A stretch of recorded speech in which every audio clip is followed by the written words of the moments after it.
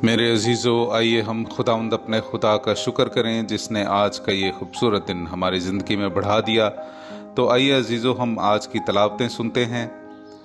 पहली तलावत इशाया नबी का सहीफ़ा, उसका 55वां बाब, पहली 3 आयात।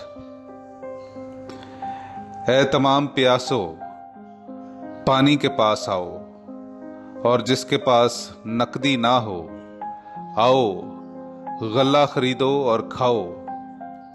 आओ और बगैर नकदी के और बेकीमत मैं और दूध खरीदो। तुम क्यों उस चीज के लिए जो रोटी नहीं नकदी खर्च करते हो, और उस चीज के लिए जो सेर नहीं करती मुशक्कत उठाते हो। तुम गौर से मेरी बात सुनो और अच्छी चीज खाओ, और तुम्हारी जानें फरावानी से लज्जत उठाएं। अपने कान झुकाओ और मेरे पास आओ। सुनो तो तुम्हारी जान जिंदा रहेगी, क्योंकि मैं तुमसे अबदी अहद बांधूंगा, यानी दाऊद की सच्ची नेमतें तुम्हें दूंगा। पाक कलाम का पढ़ा और सुना जाना हम सब के लिए बाइस बरकत हो। खुदा का शुक्र हो। मेरे अजीज़ों, आइए हम खुदावंद अपने खुदा की हम्द तौसीफ करें। मैं आपके सामने पढ़ूंगा ज़बूर नंबर 145, उसकी 8वीं से 9वीं और फिर 15वीं आयत से लेकर 18वीं आयत तक। खुदावंद रहीम और मेहरबान है, वो तवील उल सब्र और निहायत शफीक है। खुदावंद सब पर करीम है और अपनी तमाम मसनूआत पर मेहरबान है। सब की आंखें तेरी मुंतजिर हैं, और तू उन्हें वक्त पर गिज़ा देता है। तू अपने हाथ को खोलता है और हर जानदार की ख्वाहिश पूरी करता है। खुदावंद अपनी सब राहों में सादिक है और अपने सब कामों में नेक है।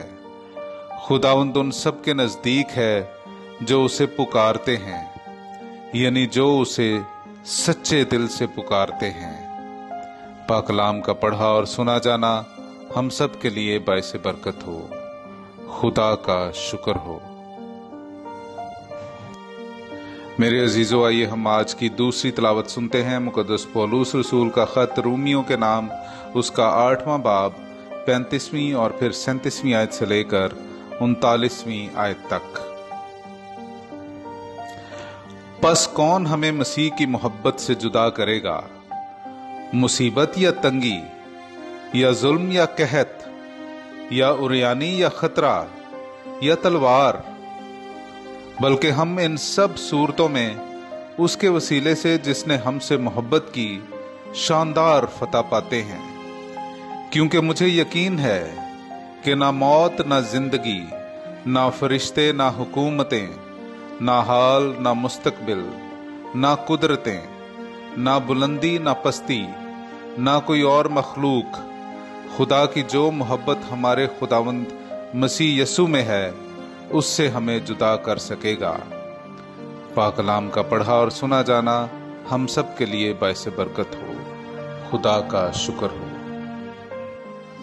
मेरे अजीजों, आइए हम आज का अंजीली इक्तबास सुनते हैं। मुकद्दस मत्ती की अंजील, उसका 14वां बाब, 13वीं आयत से लेकर 21वीं आयत तक।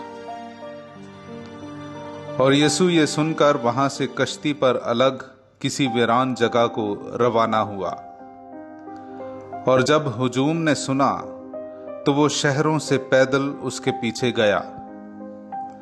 और उसने उतरकर एक बड़ा हुजूम देखा और उसे उन पर तरस आया, और उसने उनके बीमारों को शिफा बख्शी। और जब शाम हुई तो शागिर्दों ने उसके पास आकर कहा कि जगह वीरान है और अब वक्त गुजर चुका है। हुजूम को रुखसत कर ताकि गांव में जाकर अपने लिए खाना मूल लें। पर यीशु ने उनसे कहा, इनका जाना जरूर नहीं, तुम ही उन्हें खाने को दो।